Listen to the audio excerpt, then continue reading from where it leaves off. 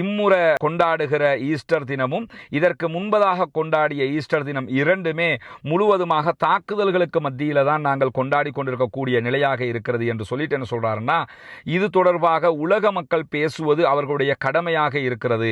ஆக்கிரமிக்கப்பட்டிருக்கக்கூடிய இந்த மேற்கு கரையாக இருந்தாலும் அல்லது காசாவாக இருந்தாலும் சர்வதேச அளவில் இருக்கக்கூடிய கிறித்தவ மதபோதகர்கள் மௌனித்து இருக்கக்கூடாது. மௌனத்தை ஆயுதமாக ஆக்காமல் நீங்கள் பாலஸ்தீன மக்களுக்காக பேச வேண்டும்.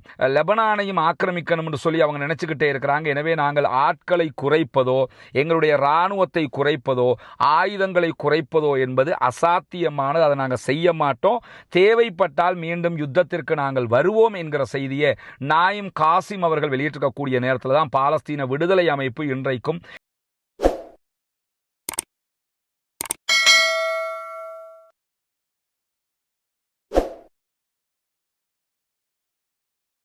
அஸ்ஸலாமு அலைக்கும் வரஹ்மத்துல்லாஹி வபரகாத்துஹு. பேரன்பிற்கினிய சகோதர சகோதரிகளே, நம் அனைவர் மீதும் ஏக இறைவனுடைய அமைதியும் கருணையும் உண்டாகட்டுமாக என்கிற உயரிய பிரார்த்தனைகளோடு பாலஸ்தீனத்தினுடைய காசாவினுடைய நிலை இன்றைக்கு எப்படி இருக்கிறது என்கிற செய்திகளைத்தான் இந்த காணொலியில் நம்ம பார்க்க இருக்கிறோம். இன்றைக்கு காசாவினுடைய தாக்குதல்களை இஸ்ரேலிய ஆக்கிரமிப்பு இராணுவம் ஆரம்பித்து 561 நாட்களாக மாறியிருக்கக்கூடிய இந்த நிலையில தான் பாலஸ்தீனத்தின் மீதான தொடர் தாக்குதல்களை இஸ்ரேல் இன்றைக்கும் மேற்கொள்கிறது. குறிப்பாக காசா மீது அவர்கள் தாக்குதல் நடத்துகிறார்கள். அதே நேரத்தில் வெஸ்ட் பேங்க் என்கிற மேற்கு கரை நகரங்கள் மீது அவர்கள் தாக்குதல்களை நடத்தி கொண்டிருக்கிறார்கள். லெபனான் மீது அவர்கள் தாக்குதல்களை நடத்தி கொண்டிருக்கிறார்கள். அதே நேரத்தில் இஸ்ரேலுக்கு ஆதரவாக பாலஸ்தீனத்திற்கு ஆதரவாக செயல்படக்கூடிய யமனில் இருக்கக்கூடிய அன்சாருல்லா என்கிற ஹூதிகளுடைய இராணுவத்தை நோக்கியும் அவர்கள் தாக்குதல்களை நடத்துகிறார்கள். அந்த தாக்குதல்களை இஸ்ரேலுக்காக யுஎஸ்ஏ முன்னின்று நடத்தி கொண்டிருக்கிற காட்சிகளை நம்ம தொடர்ந்து பார்த்து வருகிறோம். இன்றைய தினமும் யுஎஸ்ஏனுடைய இராணுவம் யமனில் இருக்கக்கூடிய பல பகுதிகள் மீது தாக்குதல்களை நடத்தி இருக்கிறார்கள். இந்த நிலையில தான் இன்றைக்கு இஸ்ரேல் நடத்தி இருக்கக்கூடிய தாக்குதல்கள் மிக அகோரமானதாக மாறி இருக்கிறது. குறிப்பாக இதுவரைக்கும் 52 பேர் கொல்லப்பட்டிருக்கிறார்கள், ஷஹீதாகி இருக்கிறார்கள். காசாவிலே கிட்டத்தட்ட 80+ மக்கள் கடுமையாக படுகாயங்களுக்கு உள்ளாகி இருக்கிறார்கள் என்கிற செய்திகள் வெளியாகி இருக்கக்கூடிய நேரத்தில் இந்த காயப்பட்டிருக்கக்கூடிய மக்களுக்கு மருத்துவ சிகிச்சை அளிப்பதற்குரிய எந்த விதமான மருத்துவ உபகரணங்களும் கிடையாது. மருத்துவமனைகள் எந்த விதமான செயல்பாடுகளையும் செய்ய முடியாத அளவுக்கு தாக்குதலுக்கு உள்ளாகி இருக்கிறது. அதே நேரத்தில் அந்த மக்களுக்கு உணவு இல்லை, தண்ணீர் இல்லை என்கிற நிலையில உணவு, தண்ணீர், மருந்துகளை கொடுக்காமல் அந்த மக்களை கொலை செய்கிற ஒரு காரியத்திலும் இஸ்ரேலிய ஆக்கிரமிப்பு இராணுவம் ஈடுபட்டு வருகிறது என்பதை தொடர்ந்து நம்ம பார்த்து வர்றோம். ஐநாவினுடைய பல முகமைகளும் இது தொடர்பான தங்களுடைய அறிக்கைகளை வெளியிட்டுக் கொண்டே வருகிறார்கள். சர்வதேச நாடுகளும் இதற்குரிய கண்டனங்களை தெரிவித்துக் கொண்டேதான் இருக்கின்றன. இந்த நிலையில தான் இஸ்ரேலியர்களுடைய கிட்டத்தட்ட 52 பணைய கைதிகள் இன்னும் காசாவுக்குள் பாலஸ்தீன விடுதலை போராட்ட இராணுவத்திடத்தில் இருக்கிறார்கள் என்பது நமக்கு தெரியும். இந்த 52 பேர்ல 29 பேர் உயிரோடு இருப்பதாக நம்பப்படுகிறது. மற்றவர்கள் இஸ்ரேலுடைய தாக்குதலிலேயே கொல்லப்பட்டிருக்கலாம் என்றும் நம்பப்படக்கூடிய நேரத்தில் ஏற்கனவே இஸ்ரேல் என்ன பண்ணாங்கன்னு சொன்னா, அமெரிக்கா இஸ்ரேலுடைய போர்சஸை சேர்ந்த ஒருவர் ஏடன் அலெக்சாண்டர் என்கிற ஒருவர் பணைய கைதியாக இருக்கிறார் பாலஸ்தீன விடுதலை அமைப்பிடத்தில். அவரை விடுவிக்க வேண்டும் என்று சொல்லி டொனால்ட் ட்ரம்ப் ஆட்சிக்கு வந்ததிலிருந்து நேரடியான பேச்சுவார்த்தைகளை அமெரிக்காவை மேற்கொண்டிருந்தார்கள். இப்படி நேரடி பேச்சுவார்த்தைகளை அமெரிக்காவை மேற்கொண்டிருந்தும் கூட அந்த பேச்சுவார்த்தைகள் பலனளிக்கவில்லை. Aden Alexander விடுவிக்கப்படவில்லை. ஆனால் 2 நாட்களுக்கு முன்பதாக காசாவினுடைய வடக்கு காசா பகுதிகளில் இஸ்ரேல் நடத்திய தாக்குதல்களில் ஏடன் அலெக்சாண்டரை பணைய கைதியாக வைத்துக் கொண்டிருந்த பாலஸ்தீன விடுதலை அமைப்பினுடைய இராணுவத்தினருக்கும் பாலஸ்தீன விடுதலை அமைப்பின் இராணுவ தலைமையகத்துக்கும் இடையிலான தொடர்புகள் துண்டிக்கப்பட்டிருக்கிறது என்று பாலஸ்தீன விடுதலை அமைப்பு அறிவித்திருந்தார்கள். அவங்க குண்டு தாக்கல் நடத்தி இருக்கிறாங்க. அவங்களுக்கு என்ன ஆனது என்பது எங்களுக்கு தெரியல, ஏடன் அலெக்சாண்டர் உயிரோடு இருக்காரா இல்லையாங்கிறது கூட எங்களுக்கு தெரியல என்று அவர்கள் அறிவித்தல் விடுத்திருந்த நிலையில இன்றைய தினம் பாலஸ்தீன விடுதலை அமைப்பு ஒரு அறிக்கையை வெளியிட்டிருக்கிறாங்க. என்னன்னு சொன்னா, அந்த குறிப்பிட்ட குறிப்பிட்ட இடத்துல இஸ்ரேல் நடத்திய தாக்குதல்களில் அந்த ஏடன் அலெக்சாண்டருங்கிறவரை பாதுகாப்புக்கு வைத்து கொண்டிருந்த பாலஸ்தீன விடுதலை அமைப்பினுடைய உறுப்பினர்களுடைய பாடி ஜனாசா எங்களுக்கு கிடைத்திருக்கிறது. இதே நேரத்தில் ஏடன் அலெக்சாண்டருடைய உடல் இன்னும் எங்களுக்கு கிடைக்கவில்லை, அவருக்கு என்ன நடந்தது என்பதும் எங்களுக்கு தெரியவில்லை என்று சொல்லியிருக்கிறார்கள். ஏடன் அலெக்சாண்டரை கரெக்டாக எத்தனை பேர் பாதுகாப்புக்கு நிறுத்தப்பட்டிருந்தாங்கிற செய்திகளை பாலஸ்தீன விடுதலை அமைப்பு வெளியிடலை. ஆனால் 2 பேருடைய ஜனாசாவை எடுத்திருக்கிறோம், அதில் ஏடன் அலெக்சாண்டர் இல்லைன்னு சொல்லிட்டாங்க. எனவே இதற்கு மேலதிகமானவர்களை அவர்கள் வைத்துக் கொண்டிருந்து அந்த மேலதிகமானவர்களோடு ஏடன் அலெக்சாண்டரும் காணாமல் போயிருக்கிறாரா என்பதும் தெரியவில்லை. அவர்களுடனான எந்த தொடர்பும் எங்களோடு இல்லை என்பதை மிக தெளிவாக அறிவித்திருக்கிறார்கள். பொதுவாக ஏற்கனவேயும் பாலஸ்தீன விடுதலை அமைப்பு இப்படியான சில பேர் இல்லை என்கிற செய்திகளை அறிவித்திருந்தாலும் பணைய கைதிகள் விடுதலையின் போது அப்படிப்பட்டவர்கள் விடுதலை செய்யப்பட்ட வரலாறுகளும் இருக்கிறது. ஒரு யுத்த தந்திரமாக கூட அவர்கள் இதை கையாளக்கூடும். ஆனால் இந்த விவகாரத்தில் இது யுத்த தந்திரமாக கையாளுகிறார்களா அல்லது உண்மையிலேயே ஏடன் அலெக்சாண்டர் கொல்லப்பட்டு விட்டாரா என்பது பற்றிய விவரங்கள் இன்னும் வெளியாகவில்லை. ஆனால் இது அமெரிக்கா இஸ்ரேலுக்கு மிகப்பெரியதொரு பின்னடைவாக மாறும் என்பதிலே எந்த மாற்று கருத்தும் இல்லை. காரணம் என்னன்னா, ஏடன் அலெக்சாண்டரை பொறுத்தவரையில் அமெரிக்காவினுடைய பிரஜா உரிமையும் பெற்றிருக்கிறார், இஸ்ரேலுடைய குடியுரிமையும் பெற்றிருக்கிறார். எனவே 2 நாட்டுக்கும் சொந்தமானவராக அவர் இருக்கிற காரணத்தினால அவருடைய இழப்பு என்பதும் இஸ்ரேலிய அரசாங்கத்தினுடைய தோல்வியாக மாறுகிறது என்பதை நம்ம புரிந்து கொள்ள முடிகிறது. அதே நேரம் இஸ்ரேலுக்குள்ள இன்றைக்கும் பலத்த எதிர்ப்பு ஆர்ப்பாட்டங்கள் நடைபெற்றுக் கொண்டே இருக்கிறது. இஸ்ரேலிய இராணுவத்துக்குள்ள ஏற்பட்டிருக்கக்கூடிய புரட்சியினால இஸ்ரேலிய இராணுவத்தைச் சேர்ந்தவர்கள் தொடர்ந்து கையெழுத்துக்களை அதிகரித்து வருகிறார்கள் யுத்தத்தை நிறுத்த சொல்லி. அவர்களே தற்போது போராட ஆரம்பித்திருக்கிறார்கள். 1,50,000க்கு மேற்பட்ட கல்வியலாளர்கள், இராணுவத்தில் இருக்கக்கூடியவங்க, இராணுவ மருத்துவர்கள், அதே போன்று இராணுவத்தினுடைய உளவு பிரிவில் செயல்படக்கூடியவர்கள் என்று பல பேருமே இப்படி கையெழுத்து போட்டுக் கொண்டிருக்கிறார்கள் என்கிற செய்திகளும் தொடர்ந்து வெளியாகி கொண்டிருக்கக்கூடிய நேரத்தில் தான் இன்றைய தினம் பாலஸ்தீனத்தினுடைய கிறித்தவ மத போதகராக செயல்படக்கூடிய, பாலஸ்தீனத்திற்குள் கிறித்தவ மத போதனைகளில் ஈடுபடக்கூடிய போதகர் ரெவரண்ட் முந்தர் ஐசக் என்கிறவர் ஒரு அறிக்கையை வெளியிட்டிருக்கிறார். அந்த அறிக்கையில் உருக்கமான ஒரு செய்தி அவர் சொல்லியிருக்கிறார். என்னன்னு சொன்னா, நம்ம 2வது வருடமாகவும் ஈஸ்டர் தினத்தை யுத்தத்துக்கு மத்தியில் கொண்டாடக்கூடிய ஒரு நிலையாக இருக்கிறது. அது வெஸ்ட் பேங்காக இருந்தாலும் சரி அல்லது காசாவாக இருந்தாலும் இந்த 2 நகரங்கள்லையுமே நாங்கள் இம்முறை கொண்டாடுகிற ஈஸ்டர் தினமும் இதற்கு முன்பதாக கொண்டாடிய ஈஸ்டர் தினம் 2மே முழுவதுமாக தாக்குதல்களுக்கு மத்தியில் தான் நாங்கள் கொண்டாடி கொண்டிருக்கக்கூடிய நிலையாக இருக்கிறது என்று சொல்லிட்டு என்ன சொல்றாருன்னா, இது தொடர்பாக உலக மக்கள் பேசுவது அவர்களுடைய கடமையாக இருக்கிறது. ஆக்கிரமிக்கப்பட்டிருக்கக்கூடிய இந்த மேற்கு கரையாக இருந்தாலும் அல்லது காசாவாக இருந்தாலும் சர்வதேச அளவில் இருக்கக்கூடிய கிறித்தவ மதபோதகர்கள் மௌனித்து இருக்கக்கூடாது. மௌனத்தை ஆயுதமாக ஆக்காமல் நீங்கள் பாலஸ்தீன மக்களுக்காக பேச வேண்டும். அங்கே பல சர்ச்சுகளை அவங்க அழிச்சிருக்கிறாங்க. அதே மாதிரி கிறித்தவ மக்கள் நிறைய பேர் கொல்லப்படுறாங்க இந்த யுத்தத்தில். எனவே அங்கே கொல்லப்படுகிறவர்கள் முஸ்லீம்கள் மட்டுமல்ல. நம்ம திரும்ப திரும்ப சொல்றதுதான், காசாவினுடைய பாலஸ்தீனத்தினுடைய பிரச்சனையை நிறைய பேர் ஏதோ இஸ்லாமியர்களுக்கும் யூதர்களுக்குமான பிரச்சனை நினைக்கிறாங்க. இது இஸ்லாமியர்களுக்கும் யூதர்களுக்குமான பிரச்சனை கிடையாது. பாலஸ்தீன மக்களுக்கும் இஸ்ரேலியர்கள் என்று சொல்லுகிறவர்களுக்கும், அதாவது யூதர்களுக்குமான பிரச்சனையாக இருக்கிறது. எனவே பாலஸ்தீனத்தில் இருக்கக்கூடிய முஸ்லீம்களையும் அவர்கள் கொள்கிறார்கள், யூதர்களையும் கொள்கிறார்கள், கிறித்தவர்களையும் கொள்கிறார்கள், எல்லோரையுமே கொள்கிறார்கள். அந்த அடிப்படையில் தான் கிறித்தவ உலகம் திரும்பி பார்க்க வேண்டும், பாலஸ்தீன மக்களுக்காக குரல் கொடுக்க வேண்டும், அங்கே எங்களுடைய மக்களும் தொடர்ந்து கொல்லப்படுகிறார்கள் என்கிற கோரிக்கையை இன்றைக்கு கிறித்தவ மத போதகர் காசாவில் இருந்து முன்வைத்திருக்கக்கூடிய காட்சியை நம்ம பார்க்க முடிகிறது. அதே நேரத்தில் இன்றைய தினம் ஹிஸ்புல்லாக்கள் ஒரு அறிக்கை வெளியிட்டிருக்கிறாங்க. அதாவது நேற்று வெள்ளிக்கிழமை ஈவினிங் தான் தொலைக்காட்சியில் ஹிஸ்புல்லாக்களுடைய தலைவர் நாயிம் காசிம் வந்து உரையாற்றி இருந்தார். பொத்துவில் பகுதிகளில் இலங்கையினுடைய கிழக்கு மாகாணத்தின் முதன்மை ஊராக இருக்கக்கூடிய அந்த ஊரில் ஒரு வீடில்லாத சகோதரர்களுக்கான 14 வீடுகளை அமைக்கிற திட்டத்தை நம்ம ஆரம்பிச்சிருக்கிறோம். அதற்குரிய பணிகள் மிக மும்முரமாக நடைபெற்று வருகிறது. அதனுடைய காட்சிகளை நீங்கள் பார்ப்பீங்க. வீடுகள், ஒரு வீடு முழுமையாக கம்ப்ளீட் ஆகிற ஒரு நிலைக்கு வந்திருக்கு. 2வது வீடும் நெருக்கமாக முடிப்பதற்கு நெருக்கமாக வந்திருக்கிறோம். 3வது வீடு கட்டப்பட்டு கொண்டிருக்கிறது. 4வது வீட்டுக்கான ஆரம்ப பணிகளும் ஆரம்பிக்கப்பட்டு விட்டது. எனவே முதல் கட்டமாக 5 வீடுகளை முடிப்பதற்குரிய ஏற்பாடுகளில் மும்முரமாக நம்ம செயல்பட்டு வர்றோம். இதெல்லாமே உங்களுடைய ஜகாத்து மற்றும் சதகா நிதிகளை கொண்டுதான் செயல்படுத்தப்பட்டு வருகிறது என்பது உங்களுக்கு தெரியும்.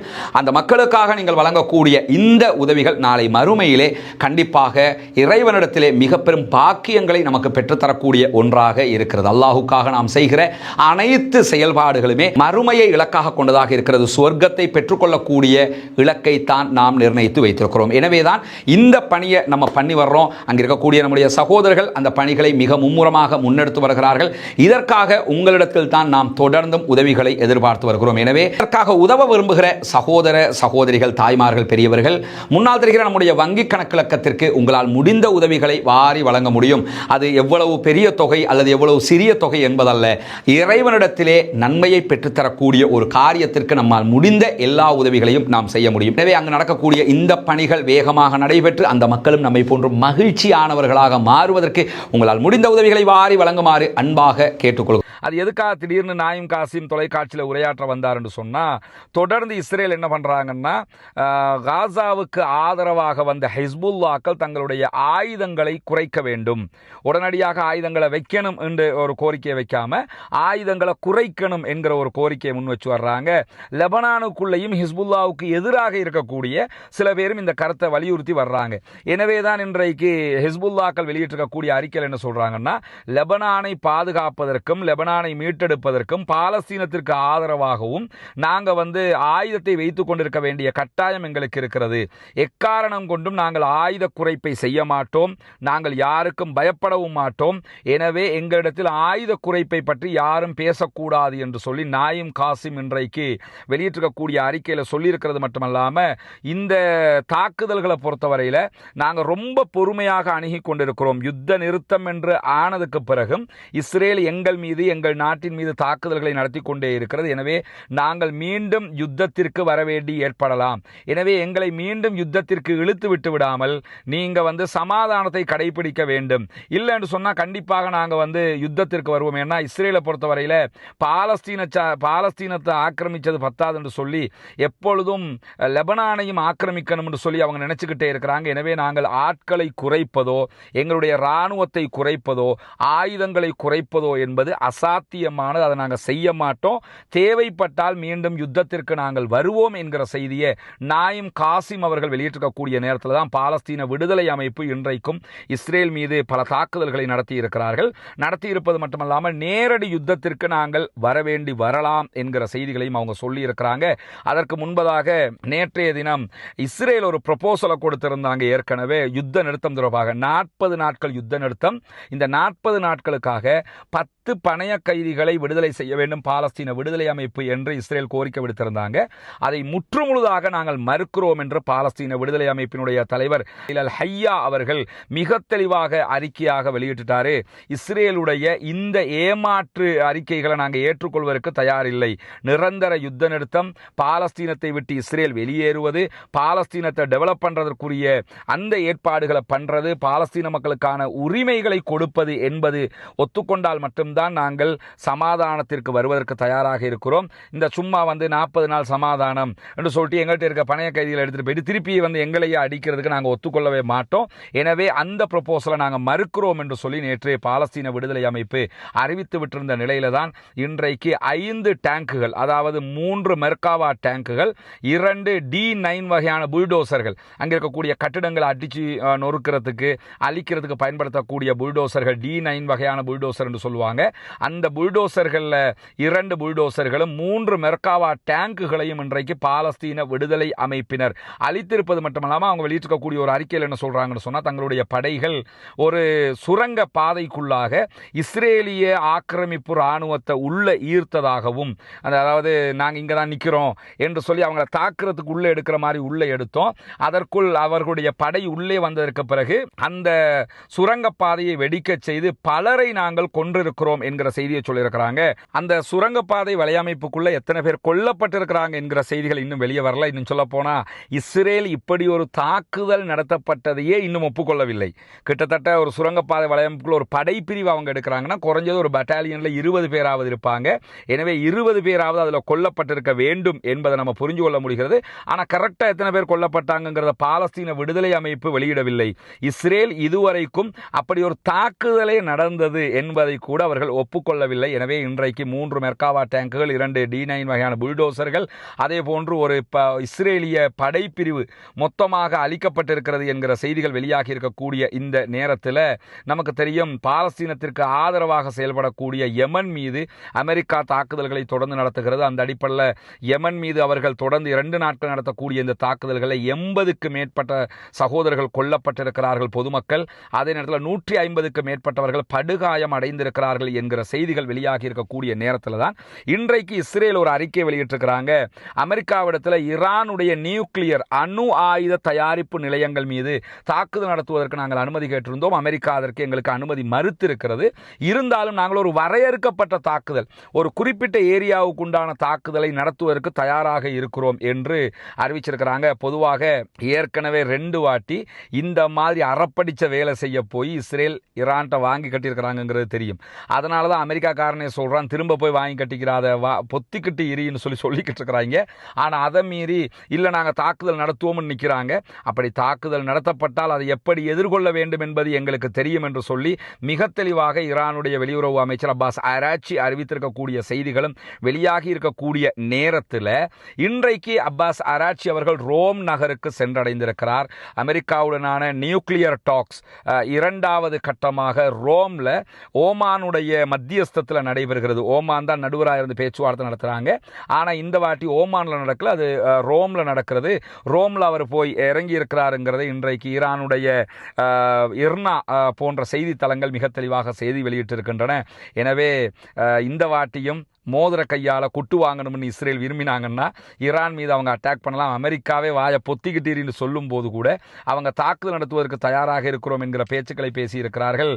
பொறுத்திருந்துதான் பார்க்க வேண்டும் அதில் என்னெல்லாம் நடைபெறப் போகிறது என்பதை. ஆனால் பாலஸ்தீன மக்களுடைய நிலை ரொம்ப கடினமான அவல நிலையாக மாறிக்கொண்டே இருக்கிறது. நமக்கு தெரியும், உண்ண உணவில்லாமல், குடிப்பதற்கு மருந்துகள் இல்லாமல், எந்த விதமான வாய்ப்பும் இல்லாமல் சோஷியல் மீடியாவில் அவங்களோட செய்திகளை பார்க்க முடியாத அளவுக்கு கஷ்டப்படக்கூடிய காட்சிகளை நம்ம பார்க்குறோம்.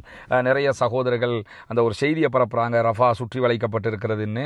அது இன்னைக்கு மட்டுமில்லை, இந்த யுத்தம் ஆரம்பித்ததுலேருந்து சுற்றி வளைக்கப்பட்டு தான் இருக்குது. எனவே பாலஸ்தீன மக்களுக்காக நம்ம பிரார்த்தனை செய்கிறோம். அதே நேரம் பாலஸ்தீன அப்பாவிகளுக்காக துவா கேட்கிற மாதிரியே இஸ்ரேலிய ஆக்கிரமிப்பு இராணுவத்திற்கு எதிராக ஒவ்வொரு தொழுகைகளிலும் குனூத்து நாசிலாவை ஓதுவதற்கு மறந்து விடாதீர்கள் சகோதரர்கள். பாலஸ்தீன மக்களுக்காக ஜனநாயக ரீதியாக குரல் எழுப்பவும் மறந்து விடாதீர்கள் என்கிற உயரிய கோரிக்கையை முன்வைத்தவனாக இன்றைய இந்த வீடியோவை முடித்துக் கொள்கிறேன். வாஹர் தஅவானா அல்ஹம்துலில்லாஹி ரப்பில் ஆலமீன்.